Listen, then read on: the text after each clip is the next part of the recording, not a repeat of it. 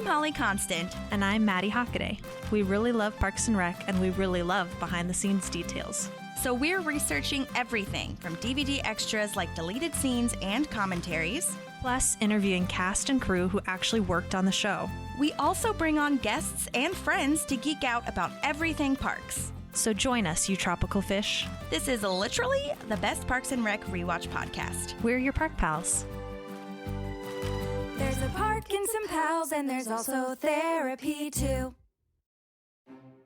Awesome. Well, we are at season 5, episode 22. It's the finale. Oh my God. I can't believe we've rounded it out. This season feels like it's been so long, not in a bad way, but just there's so much that's happened.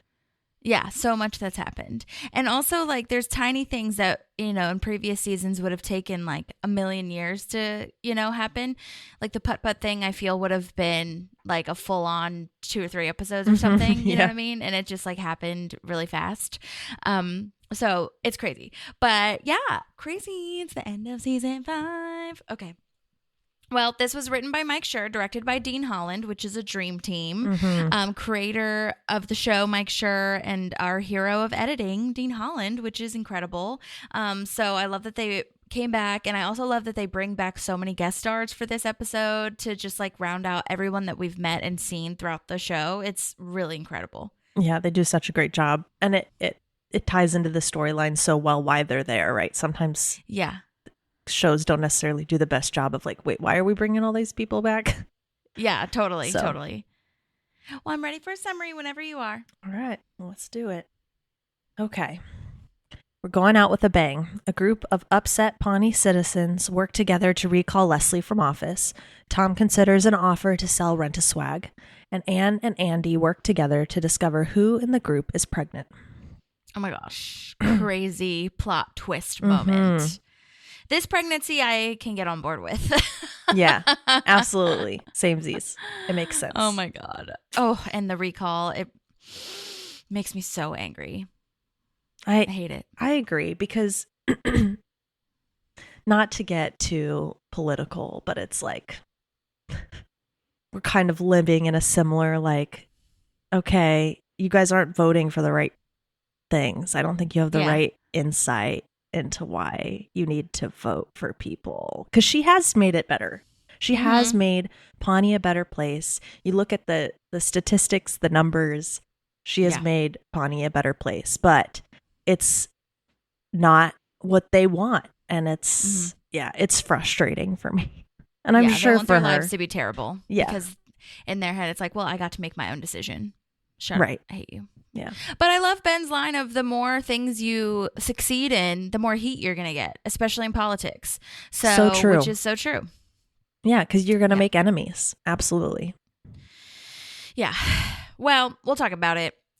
We start this episode having a meeting about Founders Week, and Ron is lending his cabin, which is a true testament to me to how far they've come and how close they've become as work proximity associates. Like, I know Ron is grumpy and mad about sharing this cabin and everything, but he did it. But he still did it. Like, what a long way that they've come. Like, this would not have happened even a year ago. You know what I mean? Yeah, absolutely. So crazy. And Leslie is explaining that Founders Week is a yearly celebration of all things Pawnee, and it's basically this huge festival that ends in a parade, which looks awesome. That parade looks so cool. I can't imagine all the props and like people and extras that had to go into that. It looks so cool. I love that they had like footage from a couple of years back too. Like, it's really cool. And this is such a small town thing. This is something that Prescott does in Arizona. They have like I don't think it's called Founders Day, but I don't know. It's like Pioneer Days or something like that. But they're, you know, they have a big parade, and it's about when Pawnee, oh my gosh, Prescott was founded. Both P names. Yes, both P names. So it's, this feels very like proud small town vibe to me. Yeah, totally. I love it so much. I think it's super cute. And I watched the gag reel again because, you know, this was the last episode on the DVD or whatever. And there were some of the crew members had like face paint on them. So I feel like they might have hired like real vendors, like real people to come out and had this like huge party end of the season shoot thing. So that's cool. That is really cool. That's awesome. Yeah, I feel like I want there to be like a whole mini series of Founders Week and everything that goes into it and what exact vendors and food trucks and all that kind of stuff is in there. I feel like that would have been so cool to see. Yeah. But obviously we don't have time. No, we barely have time to fit what they wanted to fit in. Yeah. Well, Leslie is asking April and everybody else what the best part of living in Pawnee is. And April obviously spouts off random things and weird things. But then we learned that Donna has a condo in Seattle that she will have paid off in about 3 years because the cost of living in Pawnee is cheap, which is a great detail for Donna. I love that it. we're building on her character. That's so cool. And then it comes back later. It does. Yeah, it's like they're building.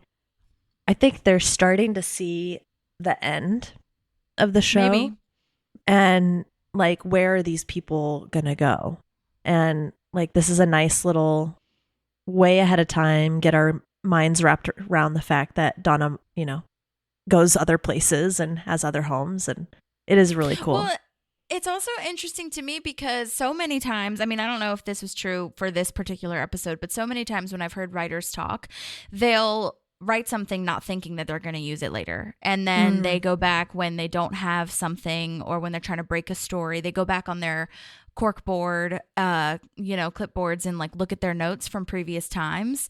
And they're like, oh, we mentioned that she had a condo in Seattle. What if we build on that? Yeah. Or like it could be that too. kind of thing. Yeah. So that's real. I really like how a lot of writers will do that in shows. It's, to build on the whole community and the whole story and the whole character. Yeah. Me too. Also, I love her like acting on like the rain and the fish markets. Yes. Yeah. And It's Donna very said that she matter of fact. doesn't like fish markets. Oh yeah, very matter of fact. Donna, aka Retta, said she doesn't like fish markets actually. Really? Me either, Retta. Me either. The smell. Yeah. I was curious after April said her things, and I had to look up where the guillotine was actually invented. I was pretty sure I knew, and I was correct. Because school. That's fair. I mean, what was interesting, so it was made famous in the French Revolution, like in France, but they said that there was a ton of other objects and instruments like that in England already before France. So the invention, I guess the name guillotine is French, or like the popularity of it was happening in France. But there's something called the Halifax gibbet is what they call it in England that was used before the guillotine. So I don't know if it was actually invented there. I think they just made it famous. And I hadn't heard of that, so that's a deeper fact. Love it. My Google told me. Yeah. Gotta love Google. Okay, and I didn't want to look this up, but I did about the cities that have the top most murders and homicides. I think I can tell you who is number one right now. I don't know if per capita. Go ahead. But Chicago's pretty high up there, if not number one. Well, so it does depend on the amount of people that you're thinking or that like what statistic you want to read, but it says most murders, homicides per 100,000 people. The top is St. Louis. Ooh. So we've got St. Louis, and then second is New Orleans, third is Baltimore, Maryland, fourth is Philly, and fifth is Memphis. Wow, Chicago didn't even make it. Per 100,000 people. For this, yeah. So I don't know stat. who. Chicago and LA did make it for urban cities. Like, I don't know how many people are in Chicago. So it's probably more than 100,000, maybe? Yeah. Yeah. I would think. Mm-hmm. So if you've got 100,000, it was those five. But if you have more than that, the top urban cities, like cities, it was Chicago and LA. I was kind of surprised about New York not being on there, but LA is also so massive. And so is Chicago, to be honest. Like, it spans a very long way, whereas New York City, I feel, is big, but I don't know if it's as big as LA. Yeah, and it depends on if you count the boroughs too. Like all right. of them, or are you just looking at Manhattan, or are they looking at all the boroughs? Yeah. Right. But I remember that being like huge. Maybe it was about 5 years ago. Like, the murder rate in Chicago jumped so high that it was like you shouldn't even be walking in these parts of town because there's 3 calls a day due to a shooting. Yeah. It got bad. Yeah, but yeah. So those are the top urban cities, and then the 100,000 per capita were the other 5. So yeah, I had to look it up. Crazy. I mean, nowhere is safe anymore, but you know what I mean. But we don't live in those cities, so we're going to call that a win right now. Yeah, I don't think it's a win, but Yeah. It's a personal win. I know. I'm just sad. Anyway, okay. Yeah, why? Oh, okay, my next note is, why is Mona Lisa here? Like 8 minutes exactly is the time to make out. He'll be back in 8 minutes. He doesn't have any control in this relationship, so I guess he just told Mona Lisa that, he was going, and she was like, okay, I'm going too. Yeah, this also just doesn't seem like her jam. Like, I'm going to go hang out in the woods with my coworkers and we're going to work. And she's like, yeah, I'll come. Right. Seems super weird. It reminds me of that John Mulaney bit where he goes, can my girlfriend come? Oh. Like, it is super weird that she's there. And that she just gets to drag him away. Right. Anyone is welcome to join us in the tree. Oh, gosh. Oh. Yeah. Yikes. Well, do you have anything before we move on to City Hall? No. So there's a strange moment when April is taking a call and says, really? Okay, thank you. And it's kind of weird and confusing. And so Donna tries to ask about it, but she says she's fine, but something's definitely up. Yeah, and it does set some things up for the potential. Yeah, totally. Of things later. I don't know how to say that without giving spoilers. Yeah. Well, Andy comes in and gets it in everyone's faces because he says that he was looking for a sweater that he accidentally threw in the trash, by the way, at Ron's house. Oh, God, Andy.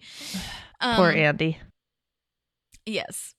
And he found a positive pregnancy test at Ron's cabin. And honestly, I loved this. When I was watching it, I guess because we've been analyzing it and watching episode back to back, but every episode back to back. But this is such a cool, like, story mystery moment. We don't get this drama often with Parks. We don't get this, like, whodunit, like, what's happening kind of dramatic moment. And so I thought it was such a cool introduction or, different type of story to introduce to the audience of Parks. It was really cool. I agree. And I love that, like, even though he crosses April out immediately, all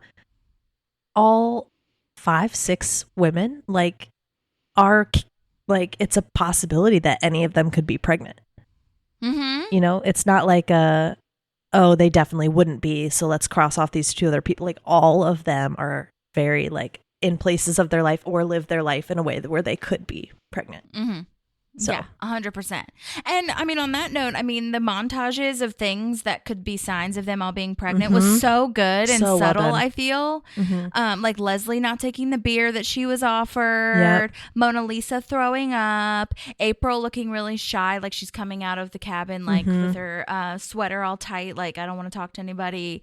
And then Ann and Chris obviously talking about the baby thing. And then Donna on the phone, like potentially talking to someone on the phone, like looking like she's maybe yelling or having like an intense conversation. Like, I thought that was so cool of them to show that. And they chose things that very easily could be explained by other things. So you really are sitting there like, huh. Like, who is it? Yeah, totally. And yeah, I think even though Andy thinks that April would have told him, like, I think me as the audience member was like, would she though? Like, maybe she's freaked out. Maybe she wouldn't tell you. Yeah, I agree. I think we all especially with that earlier call that you said was kind of set up, Yeah, I think I don't think anybody knows how they're going to respond until they're in the moment living it. Like, you could say, I 100% would do it this way. Your partner could 100% believe that you're going to do it this way, but you don't know the emotions you're going to feel until you're in it and how you're going to handle it. So she could have kept it from him. Who knows? 100%. I agree. And then we have Burt Macklin coming back. Yay! Yes, I know. Macklin, you son of a bitch. I love it so much because it's Burt Macklin and because he's so good at playing this character. But part of me is like, Andy, trust in yourself that you can figure this out without playing a character at the same time. Aww. Yeah. I didn't even you think got of that. this. Yeah, he needs it. It's so fun Yeah. for him. It is, yeah. But it is cute because we thought we might not see him again because he retired, quote unquote, a while ago. Yeah. Might Might have even been last season. Or was it the beginning of this season? I think it was in this season because it was after Leslie and him got married, and which was in the middle of the season. You know what I mean? Because he took his police academy exam. Wasn't it? I think it was after. It was when he scared that kid is when he retired. But that was before they got married. Let's see. When did Burt Macklin retire? Parks and Rec. What episode was that? Burt Macklin, season 5, episode 8. So it was this season. Yeah. Okay. Just a little earlier. So, cool. Yeah. All right. So he didn't even die for a season. Yeah. Burt Macklin lives strong. Right.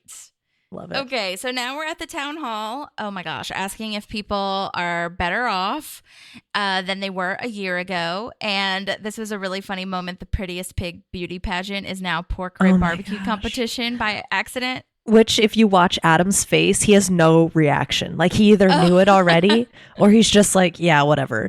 That Pawnee, makes logical classic. sense. Yeah. And Chris is so sad. Yeah, totally. I love that Leslie Knope runs down the aisles trying to high five everyone because acting like she's famous / a rock star, which is so funny to me. I love it so much. Yeah. Very, very victory lappy is the way she puts it, right? So that's kind of the vibe. Yeah, totally. And she says it really has been a great year. Obesity and diabetes have gone down. Raccoon attacks have gone down. Test scores are up. She's wearing her power red suit. She's feeling confident. And it's true. I mean, that the city itself is thriving, I think, or at least is doing better, I feel. So that's really amazing. And it makes me so sad because because we know what's coming, obviously, and people being upset, but it just really has been such a productive and healthy year for Pawnee.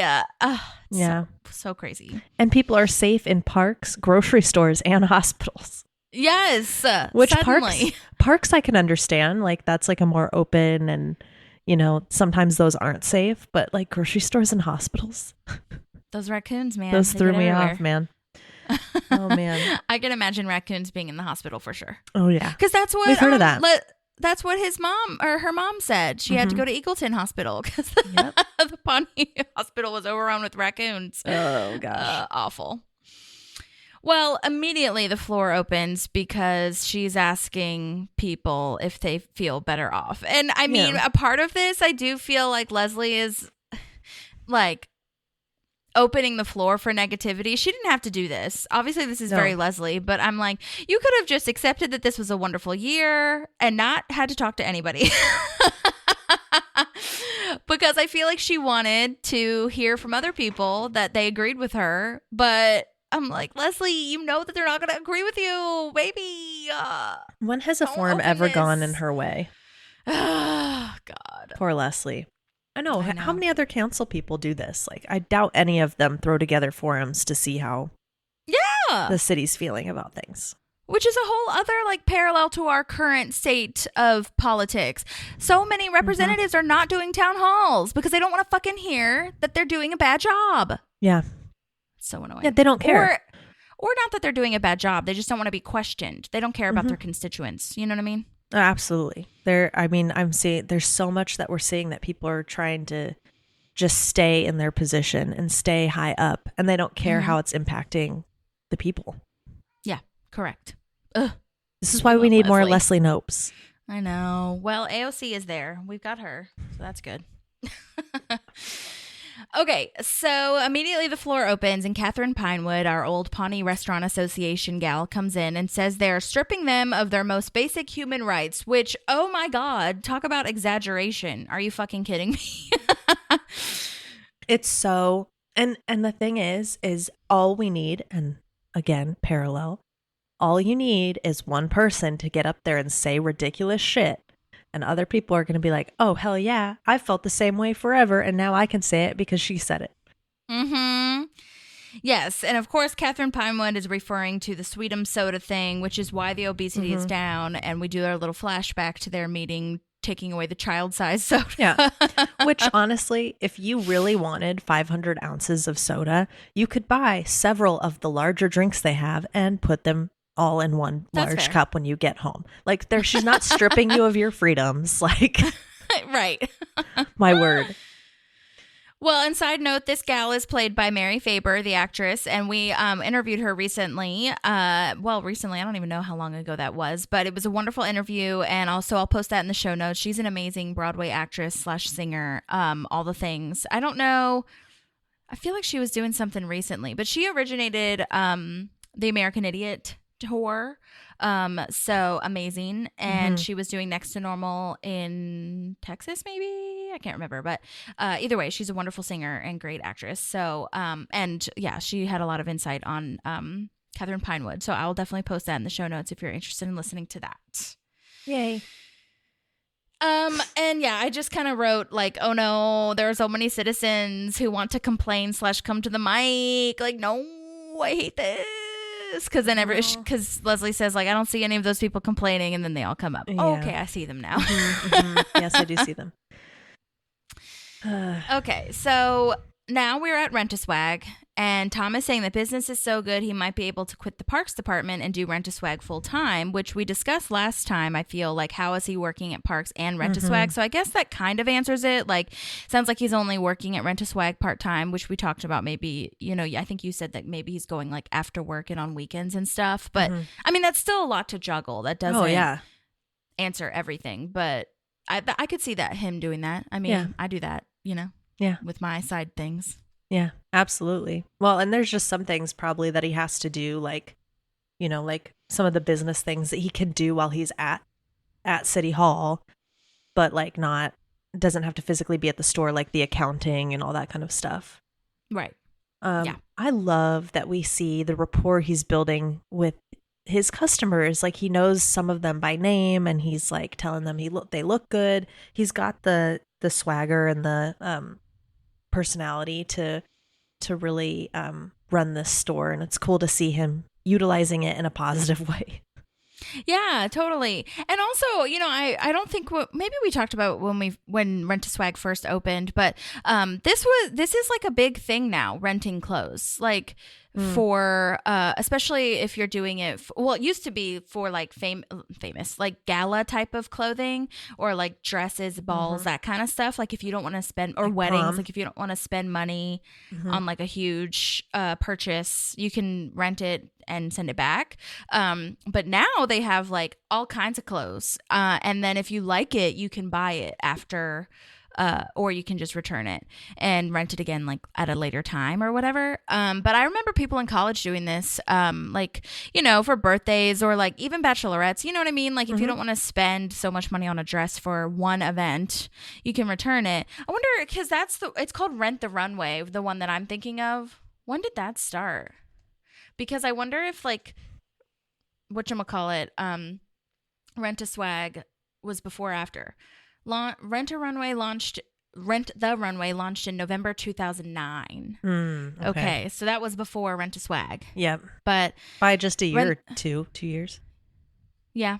Oh wait. I mean, well, no, 3 or 4 years. Yeah, 3 or 4 years, because 2009 was like when it started, when Parks and Rec started. Yeah. Like 2008, something like that. But still, and I don't think it was as popular until a couple years, like maybe after they launched anyway. So like they were probably around the same time that they were like gaining popularity, I feel. But Rent the Runway was not the same as like teenagers. So yeah, expanding on that. Which, speaking of, it's so funny. He says like little swaggers for babies and Rent-A-Sag for old people. I thought that was so funny. I know, really good writing there. Oh my god, I would totally do little swaggers. That's cute. Yeah, and that's like the best age too, because they wear something for sometimes only 2 weeks, and then they're too big for it. So totally, yeah. Oh my god. Why is Mona Lisa still working there? Why does Tom even have this as a possibility? What is going on? This is like he needs to be Katumst, because Yes.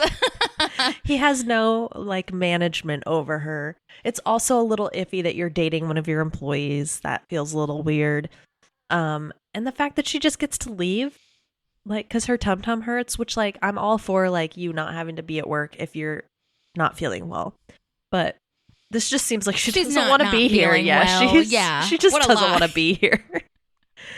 So I just, I can't. I don't know how. I mean, I understand that she's John Ralphio's sister, but, like, get her out, man. Like, I know. I want you to be successful. Get her out. I know. But I mean, I think I keep going back to the, thesis of he has no control in this relationship. So she's just going to do what she wants to do. Yeah. So I guess she hasn't grown tired of being at the store yet. So yeah, apparently. I love when they're like sharing their truths or boundaries or whatever. And she says she might still be in love with her cousin because she kissed Oh my gosh. her cousin. I can't. I might still be in love with him. You okay? Also, Tom, why? Like, just that's your red flag. Get out. We're done. Yeah, 100%.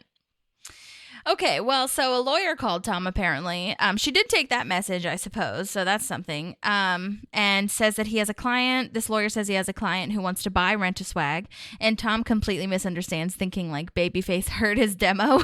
I know. Oh my gosh. I love that we get an insight that he's made a demo. Yes, and just to clear the air, Diddy is mentioned many a times, and we're just going to scratch that from the record. Yeah. Okay? Yeah, that did not age well.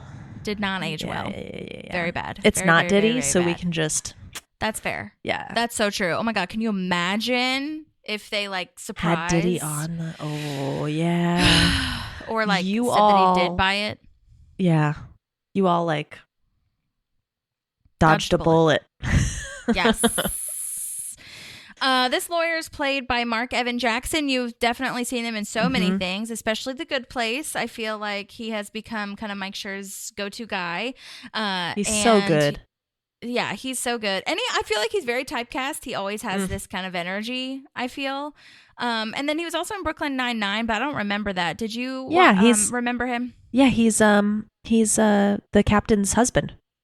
Does he still have that same vibe? Oh, like yeah. This same vibe? Okay. Yeah. Very straight face, like does not put up with Andy Samberg's shenanigans. Yeah. Okay. I thought so. I didn't remember. And then Mike Schur and Ted Danson's show, which is called A Man on the Inside on Netflix. Have you heard of this yet? No. Oh my gosh. It's so good. You guys got to watch it. It's so, so good. So great. So funny. What's her name from Brooklyn Nine-Nine is also on it. What's the name of it? A Man on the Inside. Okay. Yeah, and it's on Netflix. There will be a second season coming out. Ted Danson is obviously perfect, but it's just like a really interesting concept. So, but yeah, so definitely watch that. And the reason I'm bringing that up is because this lawyer was also in that show. Cool. Okay, well, so now Andy is accusing Anne of being pregnant, and she's like, "What? No, I'm not." And I've always loved this about Andy/Macklin. Like, he just believes you no matter what you say. He's like, "Oh, you aren't? Dang it." Oh well. This is why he wouldn't have been a good cop, unfortunately. I know. I think he could have grown into a good cop, but this is why, like, he didn't pass the personality portion. Because he's like, yeah, give the gun to the person, right? He's just like, yeah, he's just too believing, trusting. Yeah, it just wouldn't have worked out. So, but it's so funny because he's just like, oh, you're not? Okay. Then whose pregnancy test is this? I know. Yeah, not a lot of critical thinking. Is that what you're going to say? Yeah. So he shows her the pregnancy test and she wants to figure out who it is too. And I don't know, man. I feel like the more we discuss this, the more I get bitter about it. But I'm just like, so she's trying to get pregnant now. And I'm like, wait, so did they go to the doctor's office? Like the last time we saw them was when they had sex. And now she's like, I'm trying to get pregnant. But how? Like, have we decided now that Anne and Chris are like doing this naturally? Like, have they gone back to the doctors to get, whatever? I'm just like, So, and I was watching Modern Family, and I'm sorry, I know that this is probably like annoying to compare the shows, but like Modern Family has like a lot of, you know, issues and stuff that like would be solved if they talked about it, and then they end up talking about it like later on in the episode or the next episode. And I'm like, that's what I need. We need resolution, a closure, or like some sort of, oh yeah, we did talk about it, and this is how we're going to move forward. Not just like a next episode, we skipped steps and are just assuming. We talked stuff. about it between episodes. You guys will catch up at some point. And so it really made me frustrated because I was like, what is happening? Why? Yeah. Anyways, it's fine. But I also I have a lot of thoughts around this with Anne, where she's like, but boo, like somebody's pregnant, boo. Because I think that's honestly, for me, she hasn't been trying that long, right? They haven't been trying that long. If they are now sleeping together and they're going to have a baby naturally, it's got to have only been like a couple weeks or something, right? Or a month. So to me, it's like, why are you booing? Like someone else is getting to have a baby, you know? Like if she had been trying for like 2 years and was having a really hard time and was having to start going it through like IVF stuff. And I understand, like, okay, like people do have true emotions of, it's really hard for me to be happy for my friend because I've been trying, or because I've had miscarriages, or because like, and that's real.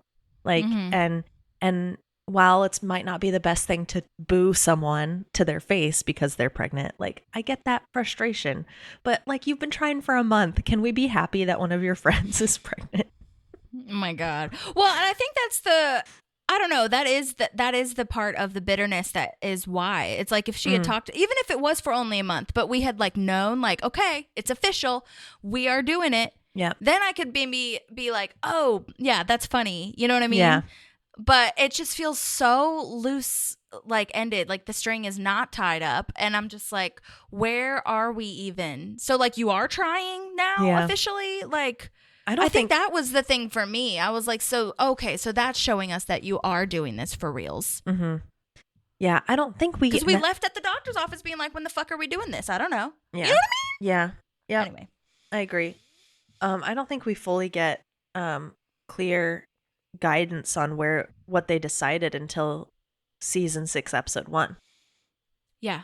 Oh my God, Maddie, there's a deleted scene too. I almost recorded it, but I was like, I'm not going to waste my time. But I do want to tell you, when they're at the cabin, they talk about, I can't remember, Chris and Anne are walking. I don't even know how it happened, but it was something about like, this is so exciting about Founders Weekend or something. And then like, that would be the most exciting thing that ever happened to me. And Anne is like, or we could find out that I'm carrying your baby. And I was like, thank you for cutting that. Yeah.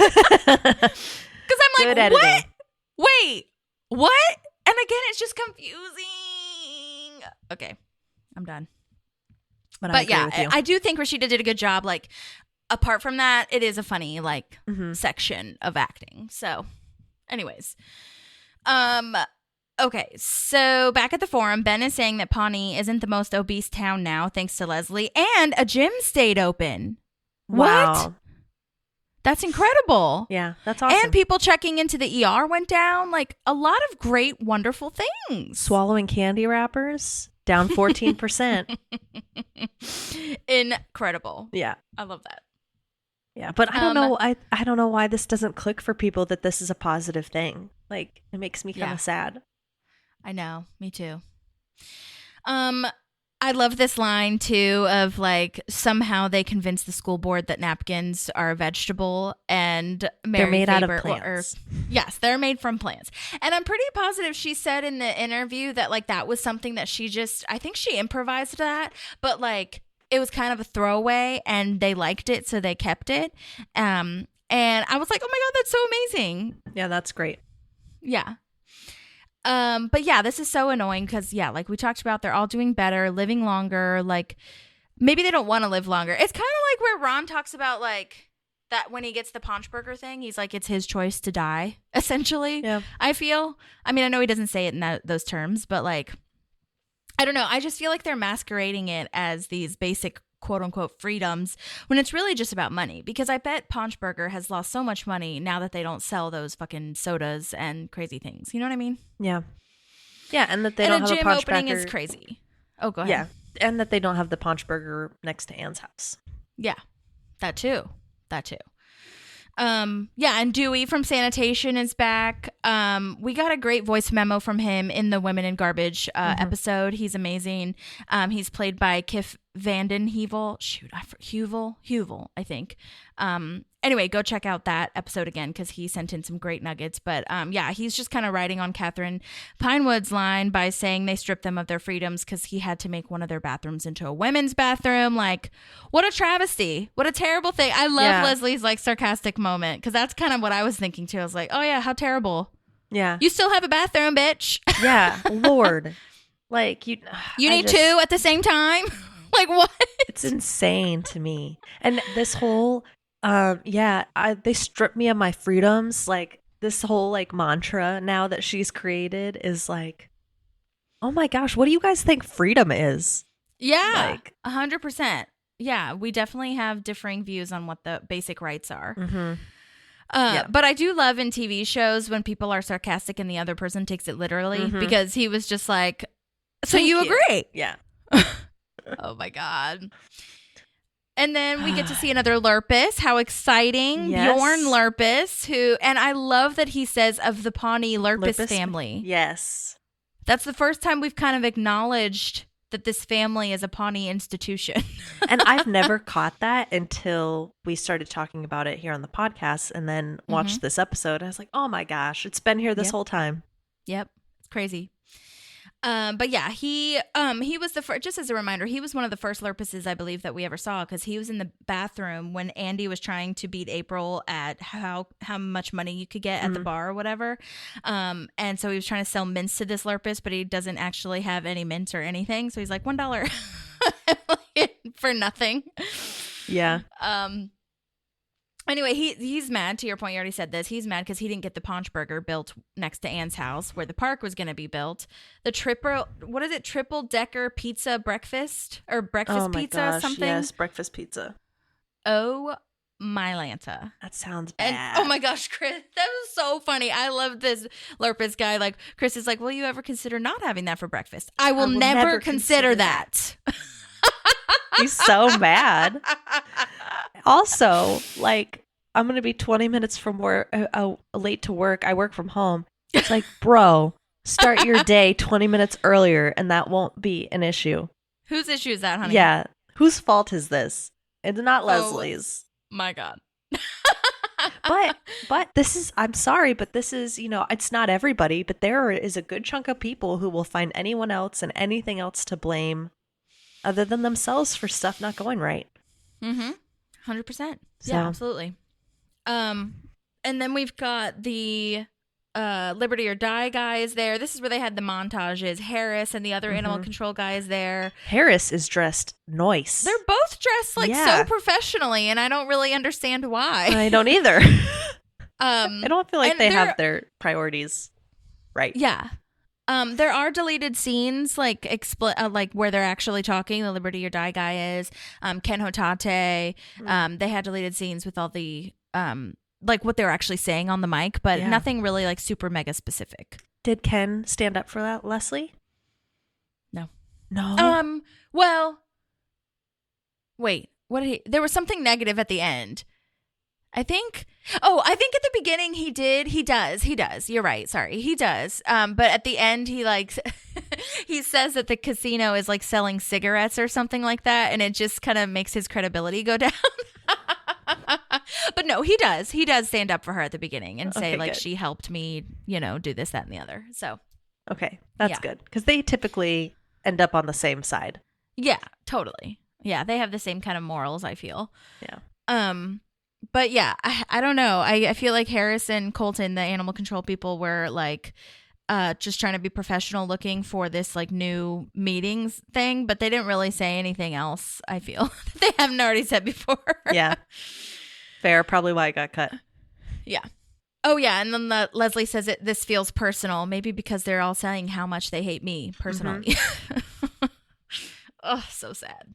Okay, so now Andy is interviewing Donna, asking how many people he's talking to, 1 or 1 and 1/9. And how does she immediately go to, are you asking me if I'm pregnant? Like, how did she get that so fast? I would not have gotten that. She is the only character that would have gotten it. That's Yeah, why that's it's funny. To me, I thought, okay, that's the only person that's going to hear that and be like, wait, is he asking me if I'm pregnant? Yeah. Oh my God. Honestly, I'm more surprised that Andy knew the math. Yeah, weird. So now Donna's out. I will say you can be a grown woman with a good head on her shoulders and still get pregnant. But, Amen. Okay. That's fine, Donna. I mean, that's not fine, but you know what I mean? Like, whatever. There is a deleted scene with Donna. I think I recorded it. Let me just make sure. Only 2 men I let near my womb. Usher, for obvious reasons, and Hugh Bonneville. Who? The Earl of Grantham. Downton Abbey. Broaden your horizons, people. Yeah, anyway, that was it. I thought that was funny that she said that she would let Usher near her womb. Yeah, that's interesting. And also Hugh Bonneville being the person she would choose from Downton Abbey to let near her womb. Mm-hmm. I know, I haven't watched Downton Abbey in a long time. But Yeah. anyway. Good show. And that's another thing that's built on, because when they like pick each other's dogs or whatever, she talks about, Downton Abbey. Anyhow, I just thought that was a weird line from Donna to say about the grown woman thing. So if you're a grown woman with a good head on your shoulders and you got pregnant, it's okay. Yeah. That's all I have to say about that. You still have a good head on your shoulders. Yeah. Yeah. Okay. Marsha and Marshall Langman are back, which we love. Love their lines. People can now put their body parts anywhere they want to with impunity. With impunity. Oh my God. It's so bad. I can't. Well, we gotta. Oh, go ahead. No, I can't with these people. They're so good at acting. I know. They're so good. Yes. We got a voice memo from Todd Sherry a while ago, who plays Marshall Langman.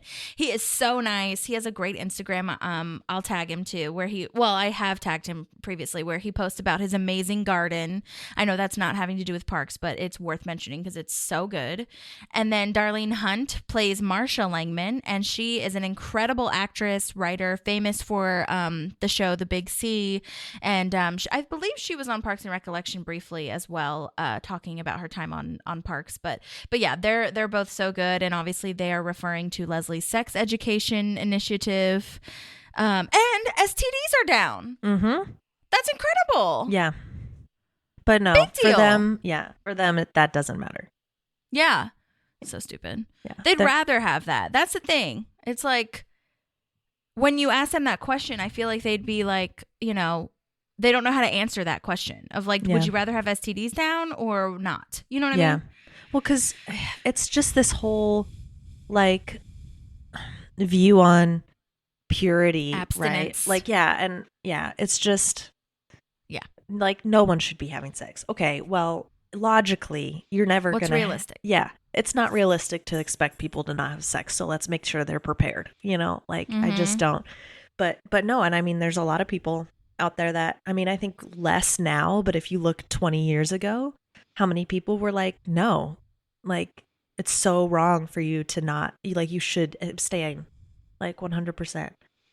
Oh yeah, churches still believe that. So that rhetoric is still being spread. So anyhow, this town is going to hell in a Gucci knockoff handbag, girl.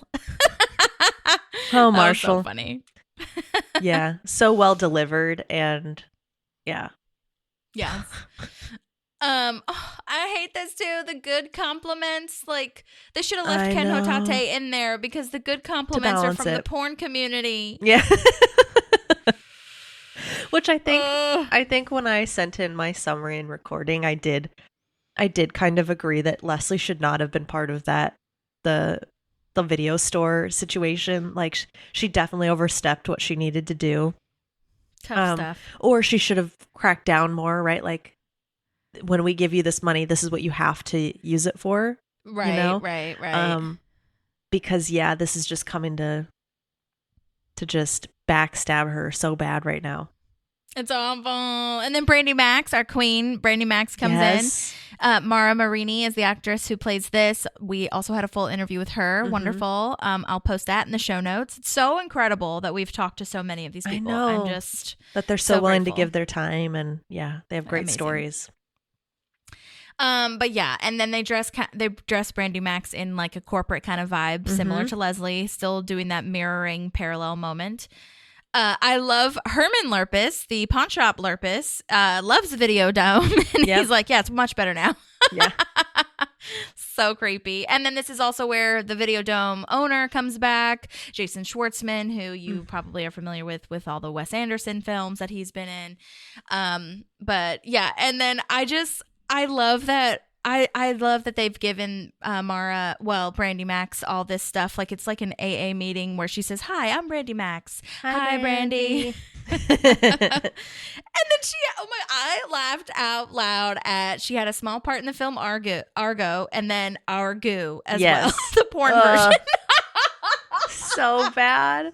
But that is gross. The phrasing of it is so great though, because she lists 2 porn films and then she goes to Argo and you're like, oh, she had a part in an actual movie. And then she goes, and Argoo. And I'm like, all right, there it is.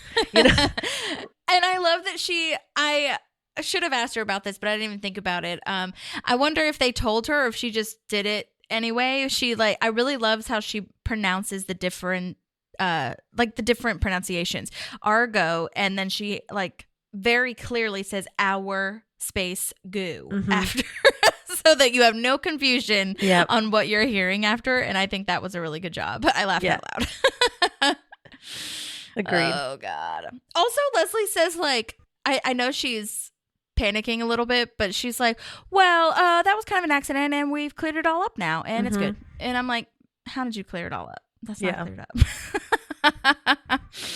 I also love Jason Schwartzman line of, I've seen the first 90 seconds and they're thrilling. Thrilling. Yes. So good.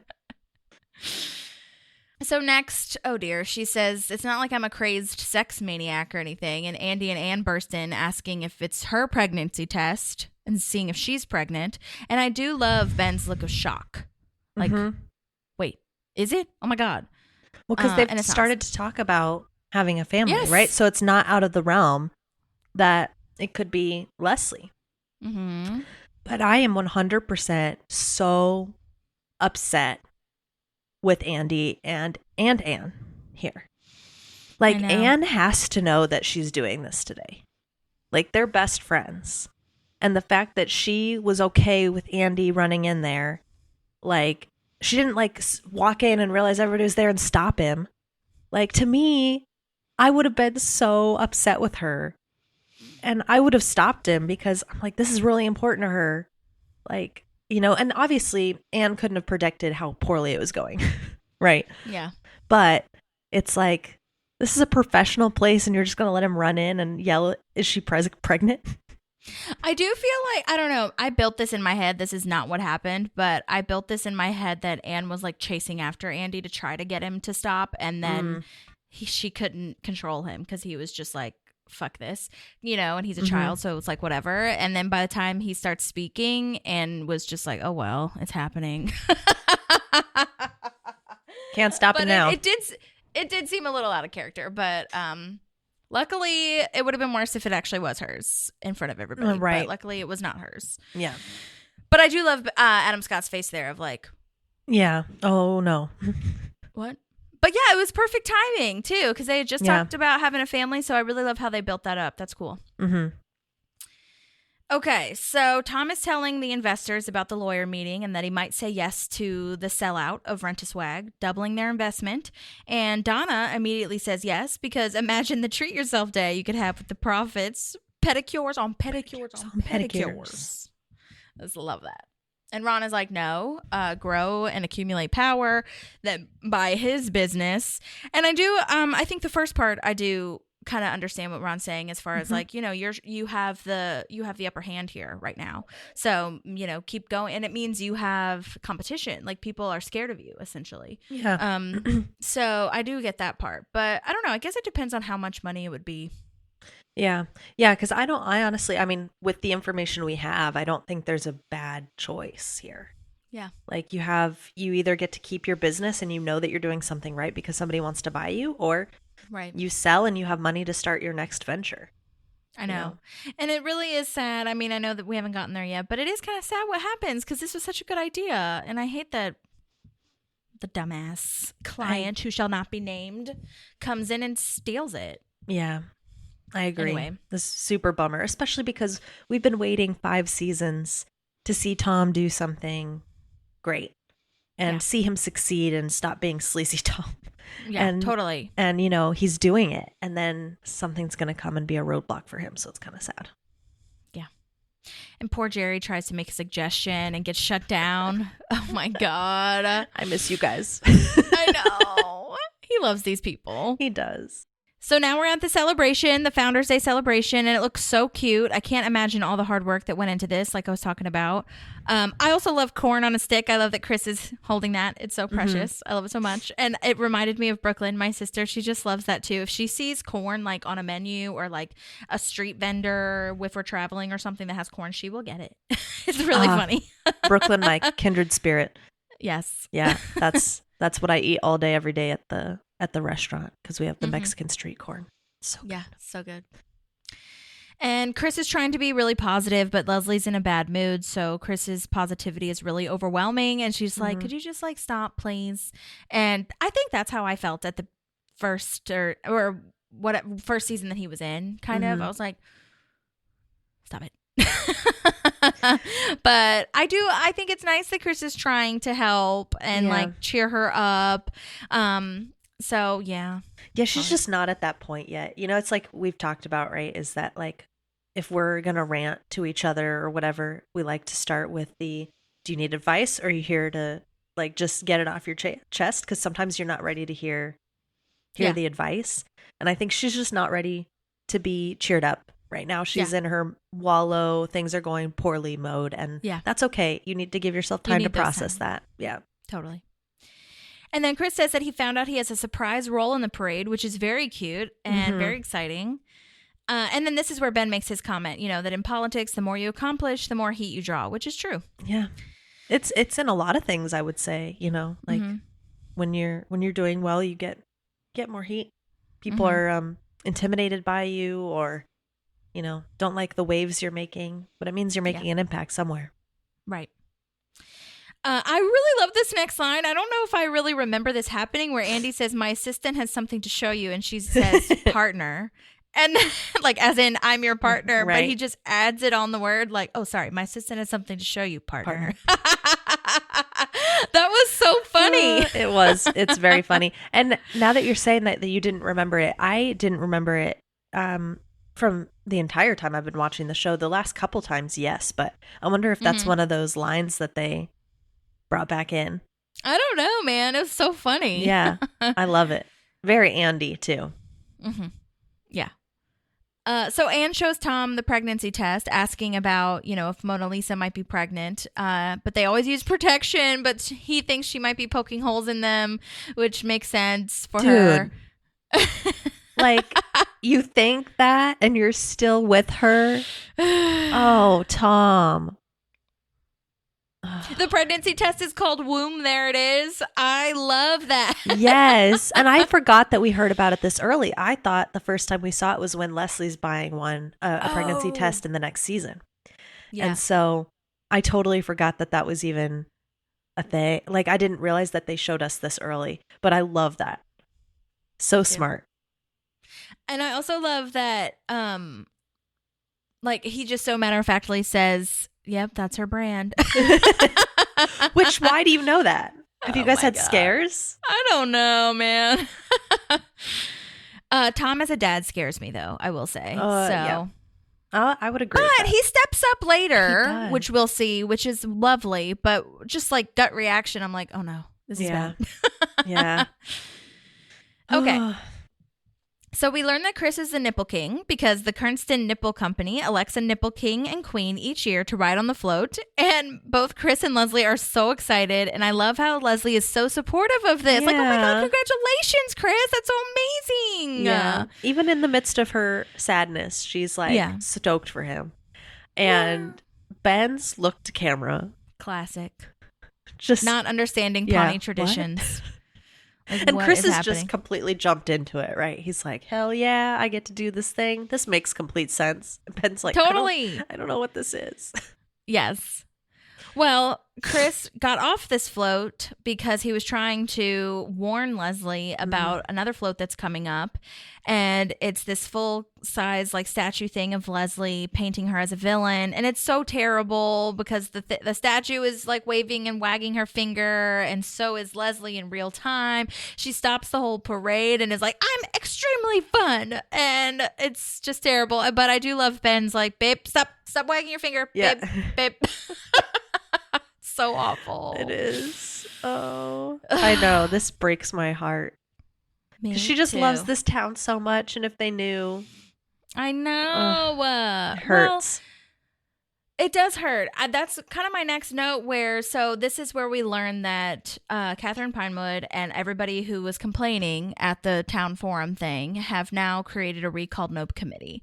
And they have their shirts on, and that's what the whole float is for. Which, side note, bitches, usually it takes like 6 months to a year to get a float even in a parade. So how did you manipulate everybody to get that in there? Okay. They had to have Like, paid you big just- bucks. And I was so upset when I was watching this. I was like, I want to burn this fucking float to the ground in honor of Leslie and all of her accomplishments. I was so mad at them. So mad at them. It seems rather obviously political too to let this float. You're supposed to be celebrating the founders of this city. Yeah. Hence the nipple float. Right. So- Totally. So why did we let this in? I know why. I will say it's funny that the animal control people say legalize weed amongst all of this, like Recall Leslie Knope. They don't even know what they're fucking supporting. No. So, I think They Leslie just would be needed in bodies. support. Right, exactly.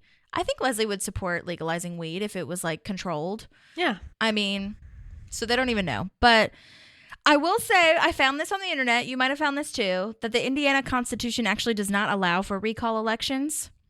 I did So not this is see that. This point is kind of moot. So you actually can't remove Indiana elected officials with a recall election, which is wild. I'm a little mixed feelings on here. But in my head, when I read that, I was like, okay, great. So we don't have a problem. Leslie will stay in there. Thank you. Bye. Yeah. Cool. But obviously, I think it's a good thing for the story because this is such a truthful and like real thing that could happen. You know what I mean? Yeah, absolutely. Now Tom is asking Mona Lisa and John Ralphio if Mona Lisa is pregnant, and Mona Lisa acts all upset. And I love that John Ralphio acts like this is his problem. Like, oh my God, I gotta get out of this. This is too much. I can't be an uncle. And he says something too. He says like, I heard the word naked, but I don't know what the sentence was. So part of me was like, is he like trying to get that out of his head of them being naked together? Oh my gosh. But I think it's so funny to see the harmonizing between the two siblings too. Hilarious. Yeah. So yeah, funny. they have good chemistry. And Total I haven't heard siblings. of them like working together before or after this. So Oh yeah, I don't know. so it's just, I think they just clicked when they met and it Mhm. works. So, and I'm sure you introduced Jenny Slate last episode, but I've loved her. Like I started watching SNL and she was on the cast. And so it was so cool when I saw her come on Parks and Rec. I was like, oh, she's getting work know. outside of SNL. That always makes me happy when I see SNL people I think outside. she was only on SNL for one season. I didn't even know that she was Yeah. on there. Yeah. I don't even remember when I was first introduced to her. I know that she's a stand-up comedian as well. But she's done a ton of like voiceover work. Marcel the Shell is incredible. Oscar winning, by the way. And just a lot of other amazing things. And I think I also saw when her and Captain America were dating at some point, Chris They Pine. did it for a long time. Chris Evans. Mm-hmm. Oh, Evans, yeah. And I was like, honestly, Jenny Slate is better than Chris Evans, but whatever. I still love whatever. Chris Evans. I think he's still lovely and so funny. But yeah, I honestly don't know where I first saw her, but yeah, and she was in this one movie with the new Jim or whatever from The Office. What's his name? Oh, Pete. Oh, Pete. He was in this, and she was in this independent film with him about that's funny, actually, about getting pregnant, and they didn't mean to. I can't remember what it's called, but it's really good and really funny, and I just love her. I think she just played Blake Lively's best friend in It Ends With Us too. Oh yeah. Ugh. So I haven't seen What a it, but mess I that saw the all trailer. is. Yeah. Well, it sucks too because Paul Feig directed that or wrote it. I can't remember, who is a big part of The Office and, everything. And everybody's comments on Paul Feig's stuff is like, I'm not fucking watching that if she's in it, blah, blah, blah. Yeah. And I'm like, oh no, Paul Feig. Paul Feig, no. Oh, he did A Simple Favor. Different. What's that? The one with Anna Kendrick. Oh, yeah. Yeah. But still, yes, I'm sure he's getting, There's a Yeah. lot. Lots of drama with that. Lots of drama going on. I try to keep up, and then I'm like, okay, I don't have the Just energy keep for releasing this. more and more and more. They haven't really released anything new about it, so I don't know what's going on. Yeah. Anyhow, so now April's the only other woman left that could be pregnant, and I do love Andy's face to camera of like, well, it could only be her. Oh my God. Which I think we don't really see Andy's love for kids until he starts playing at the birthday parties and stuff next season. But he would be, I think you're like, oh, he's a kid, like he's not going to know how to take care of a kid, but he's going to be such a good dad just because he has that lovable play energy that kids are going to need. So yeah, he's kept himself alive. Yeah, that's true. With the help of April too. With the help of April, yeah.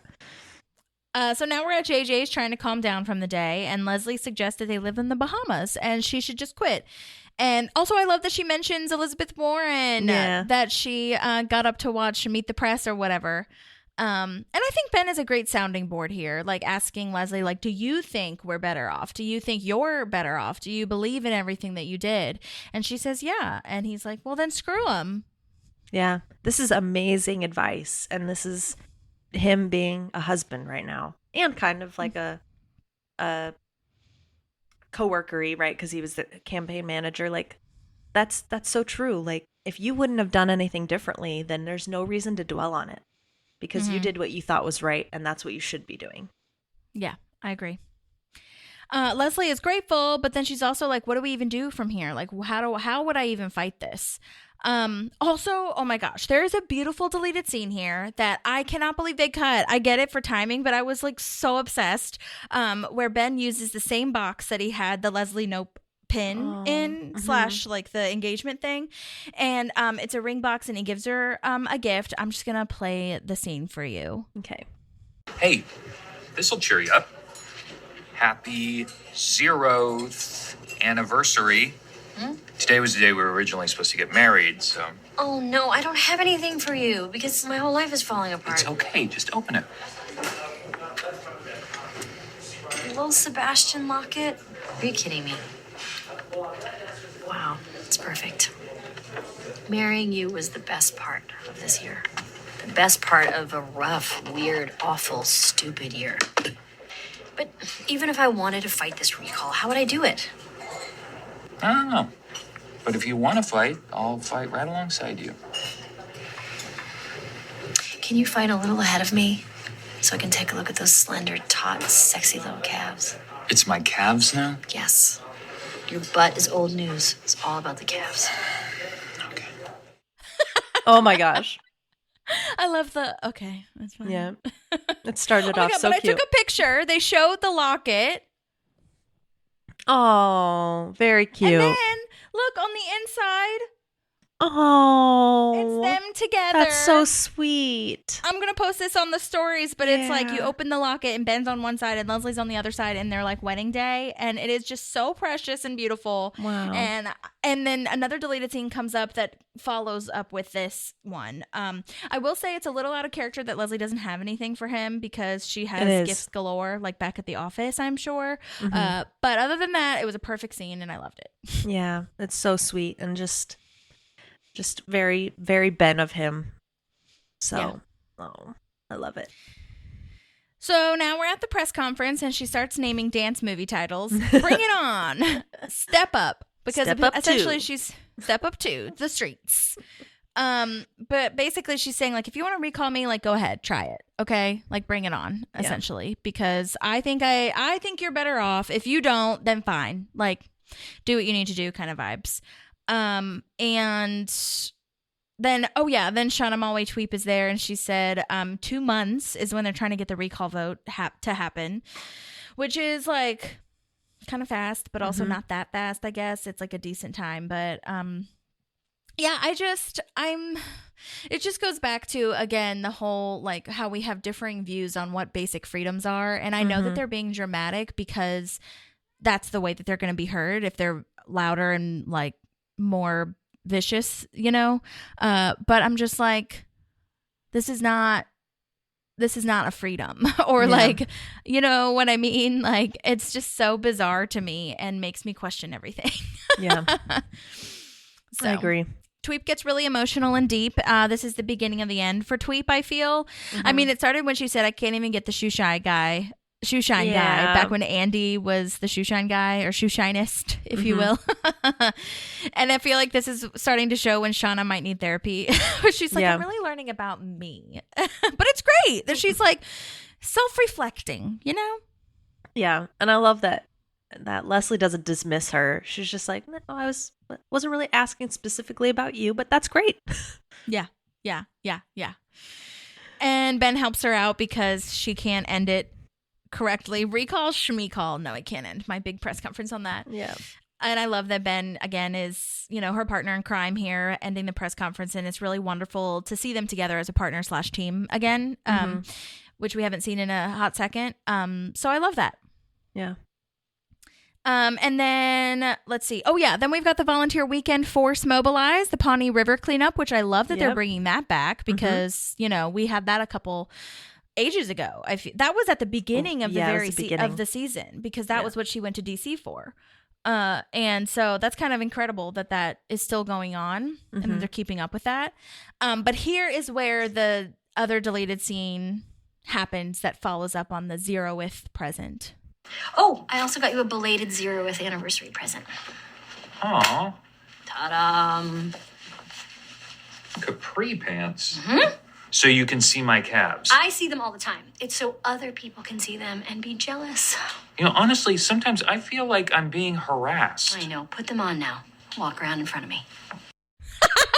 Oh my gosh. These are the capris, by the way. Yikes. They're like a purpley, weird khaki thing happening. Again, I'll post this in the stories. Wow. But it's so funny. Oh my God. I know. Turn around and walk around in front of me. The calves are such an interesting body part to choose. I know. It's so funny. Oh especially when I'm pretty sure he does not work out. No. She likes him the way he is. Yeah. I love it. All right. So now Chris and Anne are dating, I guess, because Leslie asks how it's going. And again, it's just such whiplash where she's like, the sex is great. And I'm like, okay, so are you dating or just having sex or what's the deal? Yeah. I don't know. I don't know why my brain can't wrap my head around like that they're just like I guess it's because it feels so life-changing, like literally life-changing to have a baby. Whereas if they were just dating again and like fucking around, I'd be like, oh, that's fun for them. Cool. They've both grown and it's nice. But they even mentioned it 2 episodes ago where they said, are we actually together? Because like, are we going to bring a baby into this world? Like, we need to have an answer for the baby, right? Like, so why don't we have an answer? They talked about talking about it. Right. That's the thing that I hated. They talked about talking about it, but they didn't actually talk about it. Right. Anyway, so, okay. And it's just getting through this. Yeah. It's a little chaotic trying to say like, it's not a problem right now. When she gets pregnant, they're going to have to talk about it. And there's already so many other things going on that it's easy to put off. Yeah. Yeah. I also am just not clinging on. I mean, I'm also getting a little bit of this from the next episode because obviously I watched the next episode. But like the chemistry just for me is not there. Yeah. Like, so when she says the sex is great, I'm like, is it though? I mean, I liked the chemistry when they were looking at each other all like sly or whatever when they were on the couch and they kind of, or whatever, were like talking about how they were good at the activities. Like that was like fine for me. I was like, that's cute. But it kind of stopped. Yeah. You don't really see them flirting as much. Do you know what I'm saying? Like you don't see them being a couple. Like they say they're going to be a couple. Right. So it's a little bit, I guess, confusing on that front. Yeah. Because even in the first one, in the first time they dated, I just feel like it was like not that long. Mm-hmm. So you don't always see them flirting and like going on dates and all these things. So I think I wanted that like chemistry and that intimacy connection like we see with Ben and Leslie. Obviously, it's not going to be to Ben and Leslie's level because they're Ben and Leslie. Yeah. But I do feel like we're missing a little bit of that connection of like romance. Yeah, I agree. So, and we'll I'm continue sorry. this conversation as we go into season 6 because it's just going to keep going. It's just going to keep going. And I'm sorry, but it is how I feel. So sorry. Yeah. No, that's what we're Okay. here for. We're here to talk through our genuine feelings around this, and people can fight us or they can agree with us. Yeah. Well, now Andy picks April up and spins her around and shouts, "My wife is pregnant." And April is like, "No, I'm not. And even if I was, you shouldn't be picking me up." But okay. Yep.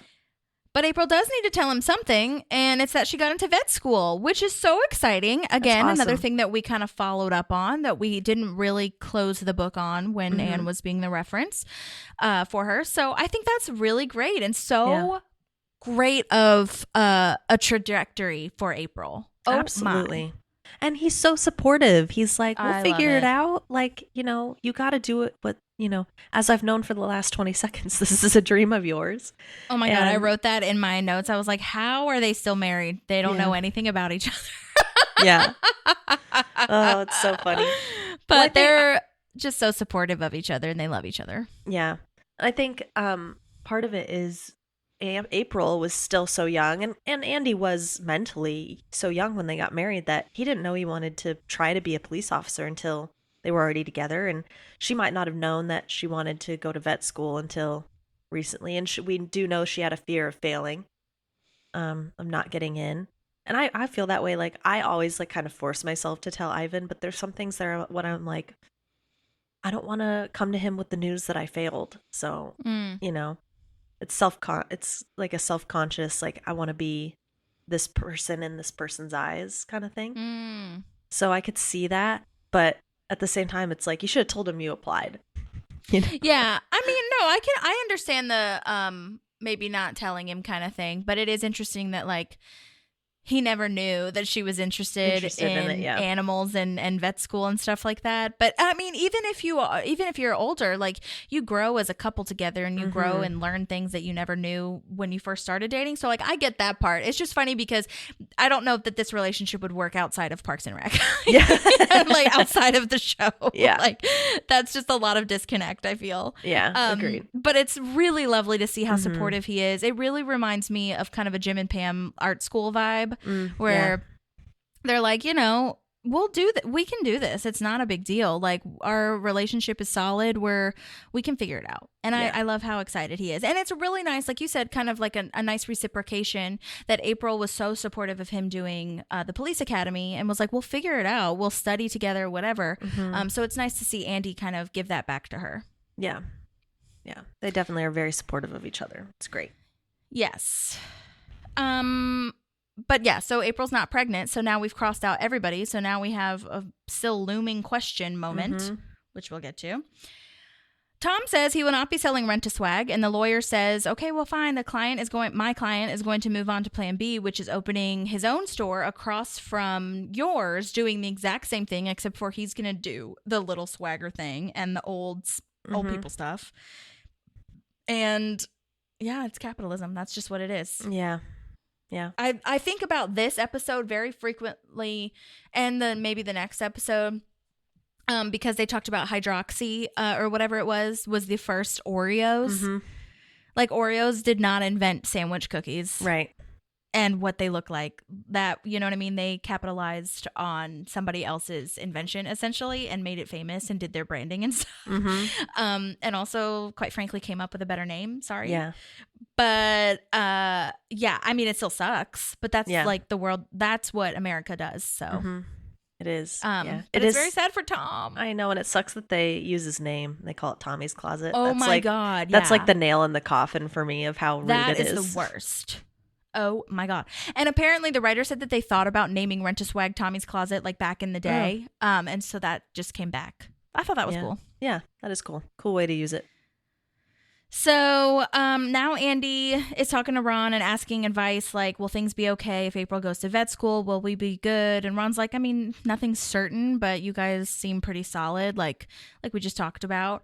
And Ron starts saying, you know, Leslie's going around asking if everybody's better off, but all I care about is if things are the exact freaking same. And if they're the same, I'm good. Yeah.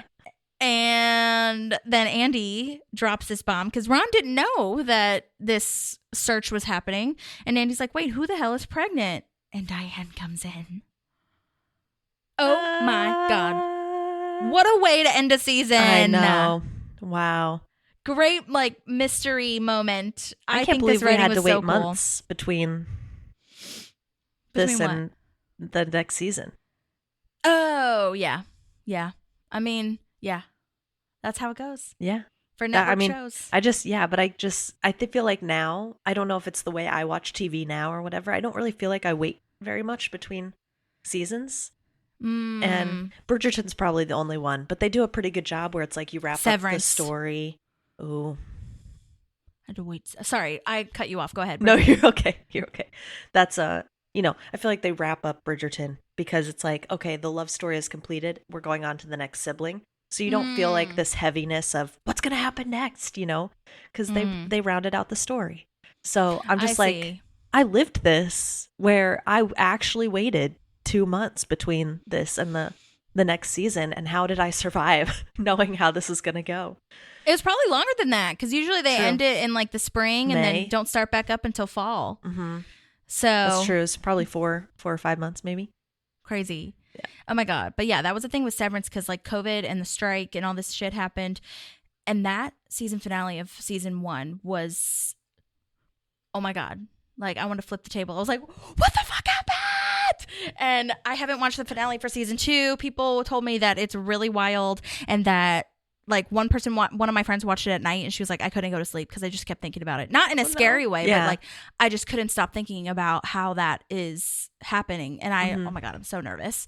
So, I mean, nervous in a good way. Like, oh my God, I got to really be prepared to watch it. But yeah, I feel like certain shows like will release all the episodes at once, and now like Severance did it every week, even though it was on a streaming. Like Max does that too. Sometimes Hulu original shows will like release it every week, like it's a network show.